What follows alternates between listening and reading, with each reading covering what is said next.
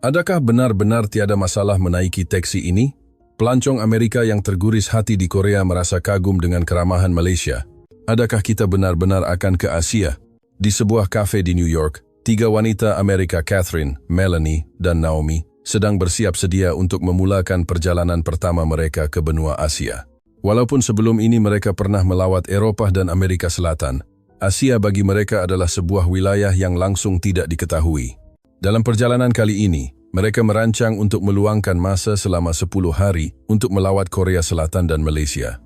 Sambil mengelilingi meja kafe, mereka menggunakan telepon pintar untuk mencari maklumat tentang destinasi tersebut.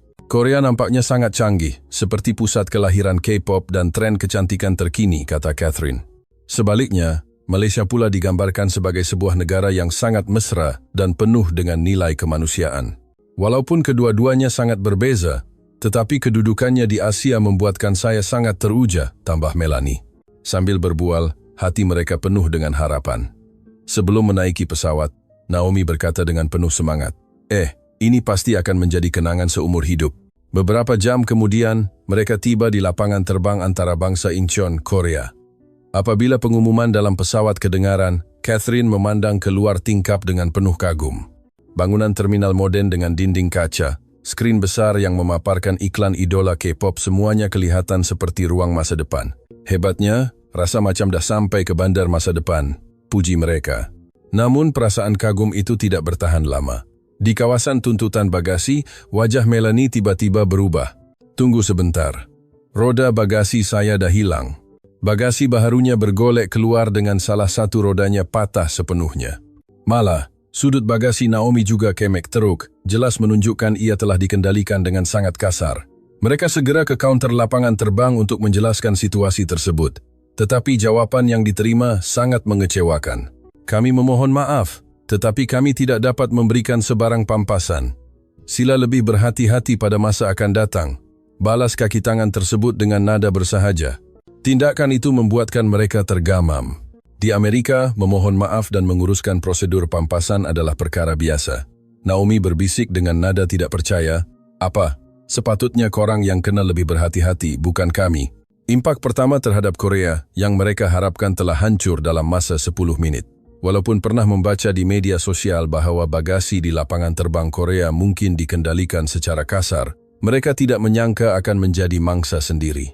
"Sudahlah, jom ke hotel dulu," kata Catherine, sambil menarik bagasi yang rosak itu. Mereka berjalan ke arah perhentian taksi dengan suasana sunyi. Udara yang lembab dan panas seolah-olah menyelubungi hati mereka. Sebaik pintu otomatik lapangan terbang dibuka, bahang panas segera mengepung mereka. Ini adalah suasana yang sangat berbeza dengan New York. Mereka bertiga menaiki taksi pertama yang berada di barisan hadapan. Di tempat duduk pemandu, duduk seorang lelaki pertengahan umur yang tidak menunjukkan sebarang ekspresi. Dia langsung tidak memandang mereka, apatah lagi bercakap, hanya menetapkan meter taksi dan mula memandu perlahan. "Tolong hantar kami ke hotel ini," kata Naomi, sambil menunjukkan skrin teleponnya. Pemandu itu hanya menjeling sekilas, tanpa mengangguk atau membalas. Beberapa menit kemudian, Melanie yang memerhatikan meter taksi mula mengerutkan dahi. Kelajuan meter ni macam pelik lah. Angka pada meter melonjak, dengan kelajuan luar biasa, 10.000, 20.000, 30.000 won. Ini jelas sekali tidak masuk akal berbanding kadar harga yang mereka semak sebelum ini. "Tak mungkin semahal ini. Mesti ada masalah," kata Catherine dengan nada serius. Pemandu itu tetap mendiamkan diri. Melalui cermin pandang belakang, dia menjeling mereka di sebalik cermin mata hitamnya. Tiba-tiba, dia menekan pedal minyak dengan kuat, kemudian menekan brek secara mengejut. Taksi itu bergoyang hebat, malah pemandu itu berulang kali membunyikan hon dan menukar lorong secara berbahaya. "Hei, bahayalah," jerit Catherine. Pemandu itu berhenti mengejut di belakang deretan kereta yang menunggu lampu merah. Naomi secara tidak sedar memegang erat belakang tempat duduk pemandu. "Saya nak turun," bisik Melanie perlahan. Namun, suasana pelik dan penuh tekanan di dalam kereta itu membuatkan ketakutan mereka semakin nyata. Setibanya di hotel, pemandu itu hanya menunjuk ke arah jumlah pada meter. Jumlahnya mencecah hampir 200.000 won, kira-kira Rp1.5. "Ini terlalu mahal," Catherine coba membantah, tetapi pemandu itu mendecitkan lidah dan membalas dengan renungan yang sangat tajam. Suasana di dalam kereta seakan membeku. "Tak apalah, bayar saja dan jom turun," kata Naomi. Mereka membayar dalam diam dan segera keluar. Sebaik turun, mereka bertiga saling berpandangan tanpa kata. Walaupun belum sampai sejam tiba di lapangan terbang, semangat percutian mereka sudah jatuh ke tahap paling rendah. "Adakah semua taksi di Korea macam ni?" tanya Melanie dengan letih. "Entahlah, tapi saya rasa inilah realitinya," keluh Catherine sambil menarik bagasinya yang rosak menuju ke lobi hotel. Harapan mereka sedikit menyala apabila melihat lobi hotel yang kemas dan penghawa dingin yang berfungsi dengan baik. Namun, sebaik masuk ke bilik, harapan itu sekali lagi hancur. Biar betul. Naomi menyelak selimut dan mendapati cadarnya penuh dengan kedutan dan kotoran. Permaidani pula dipenuhi kesan kotoran yang tidak terkira. Apabila membuka pintu bilik air, bau hapak menusuk hidung. Melanie menjeling ke dalam bilik mandi dan mengerutkan dahi.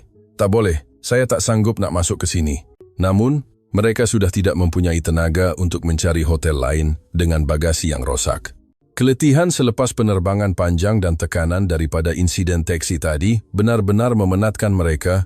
"Malam ni je, jom kita cari makan di luar untuk tukar suasana," pujuk mereka sesama sendiri. Mereka pergi ke salah satu kawasan paling sibuk di Seoul, tempat yang penuh dengan lampu neon, pelancong, dan anak muda. "Kawasan ni memang meriah," kata Melanie, cuba menceriakan suasana. Namun, selepas berjalan seketika, mereka mula perasan sesuatu.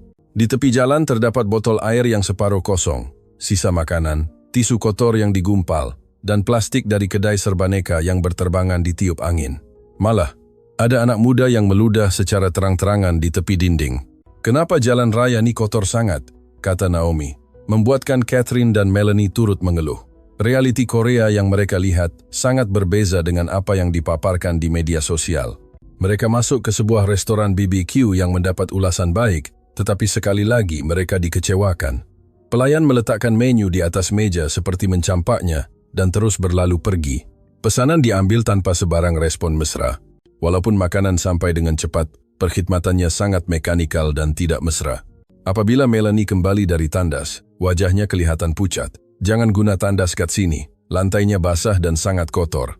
Selera mereka terus hilang. Naomi berkata perlahan, "Saya ingatkan Korea ni sebuah tempat yang sangat teliti dan halus budi pekertinya." "Ya, tak sama macam yang kita bayangkan. Saya rasa penat sangat." Mereka tidak menyentuh makanan di atas meja. Hari pertama perjalanan mereka baru separuh jalan, tetapi semangat mereka seolah-olah telah hilang. Selepas menamatkan jadwal 2 hari di Korea, wajah mereka bertiga jelas menunjukkan keletihan.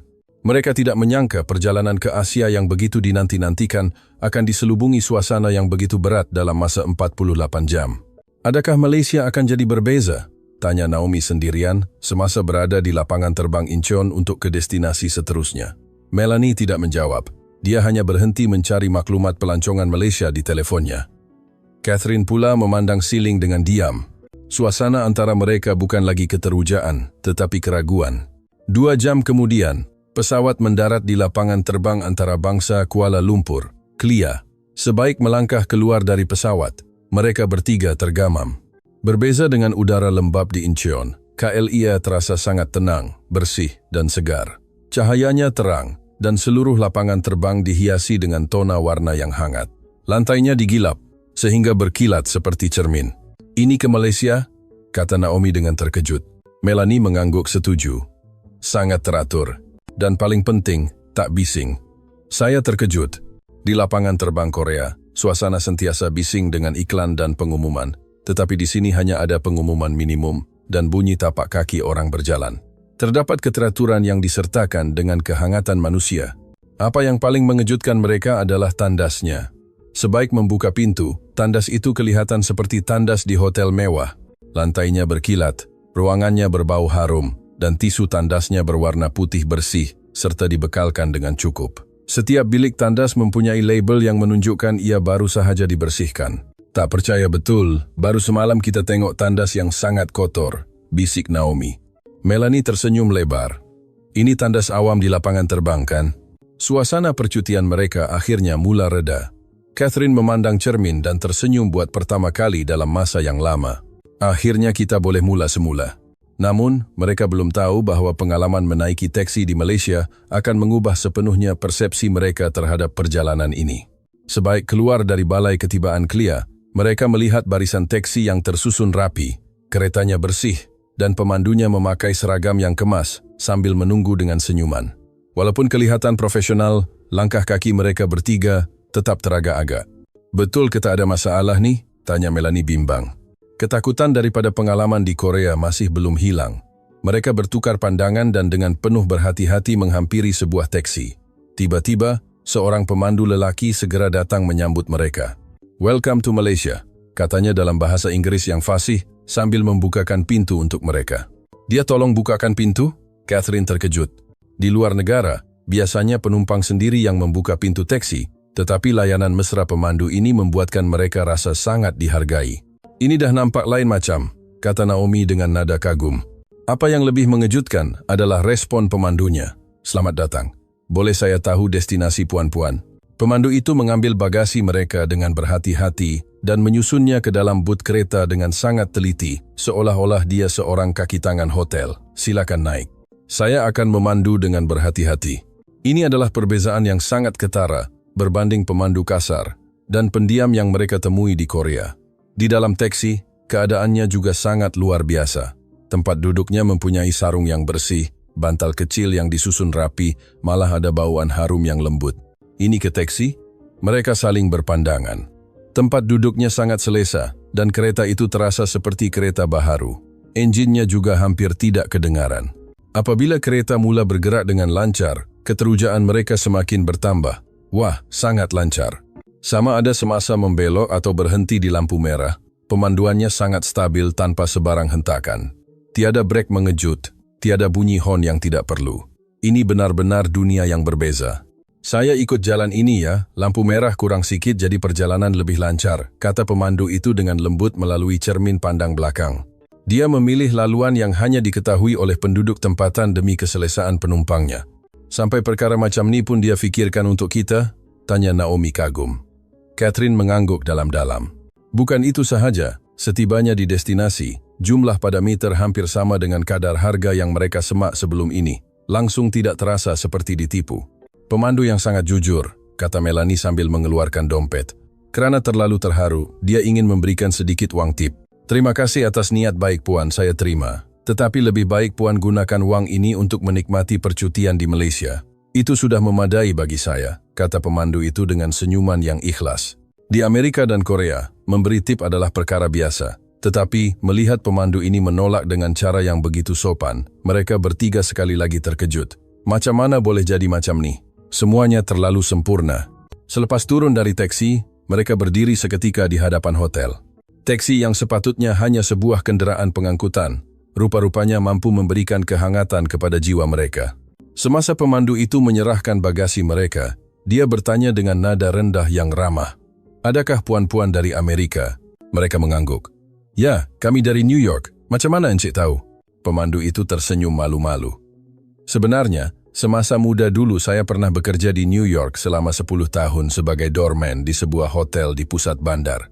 "Betul ke?" Mereka tidak dapat menyembunyikan rasa terkejut. Kesopanan dan cara layanan yang begitu halus itu kini ada jawabannya. "Sekarang saya memandu teksi di Malaysia. Saya juga berharap pelawat dari luar negara dapat merasai pengalaman yang menggembirakan di sini."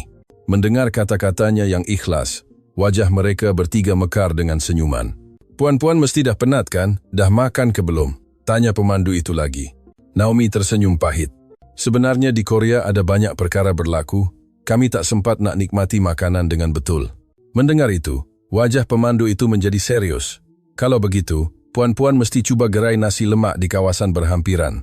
Walaupun ia bukan restoran mewah untuk pelancong, tetapi ia sangat populer dalam kalangan penduduk tempatan. Pemiliknya juga sangat baik. Saya selalu makan di sana." Catherine terus berminat. "Boleh saya tahu nama kedai dan lokasinya?" "Tentu sahaja. Tempatnya agak tersembunyi di dalam lorong kecil. Kira-kira 10 menit berjalan kaki dari hotel. Perhatikan papan tandanya ya." Pemandu itu menulis nama kedai dan laluan pada sekeping kertas dengan teliti. Semasa beredar, dia melambai sekali lagi. "Semoga perjalanan puan-puan menyenangkan. Selamat datang ke Malaysia." Selepas teksi itu berlalu, mereka berdiri seketika. Rasa macam baru sekali naik teksi, persepsi saya terhadap Malaysia terus berubah sepenuhnya. Ya, rasa stres yang kita dapat di Korea tadi terus hilang. Selepas mendaftar masuk dan meletakkan bagasi, mereka terus menuju ke gerai nasi lemak yang dicadangkan. Mengikut arahan, mereka melalui lorong kecil dan menemui sebuah gerai dengan papan tanda yang sederhana. Hanya ada beberapa meja, dan suasananya sangat tradisional. Uap dari dapur membawa aroma harum yang sukar digambarkan. Sebaik nasi lemak dihidangkan dan mereka mencoba suapan pertama, mereka bertiga saling berpandangan. Apa nih? Sedapnya sampai tak percaya. Nasi yang berlemak, sambal yang mempunyai keseimbangan rasa yang sempurna, ikan bilis yang garing, dan ayam berempah yang dimasak dengan teliti. Walaupun hidangannya ringkas, semuanya disediakan dengan penuh ikhlas. Mungkin sebab pengalaman buruk di Korea, jadi rasa ini jadi lebih bermakna, kata Naomi. Melanie mengangguk.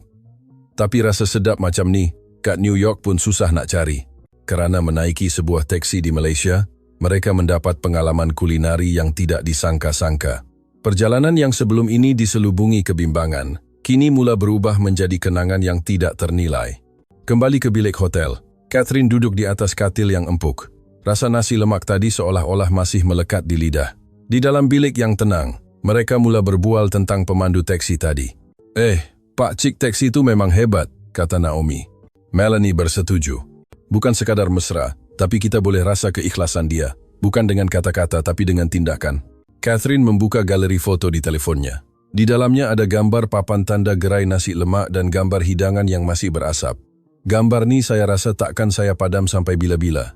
Mungkin kerana pengalaman di Korea terlalu buruk, perkara-perkara kecil di Malaysia ini sangat menyentuh hati mereka. Tetapi ia bukan sekadar perbandingan. Kebersihan lapangan terbang, tandas awam yang kemas, ruang yang teratur, dan kesopanan pemandu semuanya telah mengubah standar dalam hati mereka. Ingat tak masa kat Korea, bagasi kita rosak, teksi pun menakutkan, kena tipu harga, sikap pemandu pun teruk. Jalan raya pun kotor, kata mereka sambil berbual. Topik perbualan mereka secara semula jadi bertukar kepada kesan terhadap Malaysia. Saya ingatkan Malaysia ni tempat yang bising, tapi rupa-rupanya tidak. Sebab ada sifat kemanusiaan dan rasa hormat. Semua orang boleh hidup dengan selesa. Di Amerika kita utamakan kebebasan, tapi kadang-kadang itu menyusahkan orang lain. Di Malaysia, saya rasa setiap orang sentiasa memikirkan tentang orang lain. Mereka bertiga mengangguk setuju. Menamatkan perjalanan di Asia dengan kesan mendalam pada jiwa adalah sesuatu yang tidak mereka bayangkan semasa merancang perjalanan ini. Di Malaysia, mereka menemui sesuatu yang lebih berharga daripada sekadar pemandangan. Rasa macam nak duduk Malaysia lagi 3 hari, kata Naomi. Betul, kita belum pergi ke Melaka, belum tengok Pulau Pinang, sokong Melanie. Lain kali kalau datang Asia lagi, mungkin datang Malaysia sahaja pun dah cukup. Menjelang akhir perjalanan, dalam hati mereka berputik keinginan untuk kembali semula ke Malaysia. Ia bukan sekadar perasaan seorang pelancong, tetapi satu bentuk kepercayaan yang lahir dari lubuk hati terhadap bumi ini. Sekembalinya ke New York, mereka tidak henti-henti bercerita kepada keluarga dan rakan-rakan tentang pengalaman di Malaysia. Teksi di Malaysia memang lain tahapnya. Pemandu sangat baik, fasih bahasa Inggeris, tolong angkat bagasi. Bila nak beri tip, dia tolak dengan sopan. Dia kata, gunakan duit tu untuk nikmati percutian di Malaysia. Di media sosial, mereka memuat naik foto dan video. Setiap hantaran adalah tentang pengalaman menyentuh hati yang jauh melampaui tekanan yang mereka terima di Korea. Komen-komen daripada rakan mereka juga penuh dengan rasa kagum. Wah, teringin nak pergi Malaysia.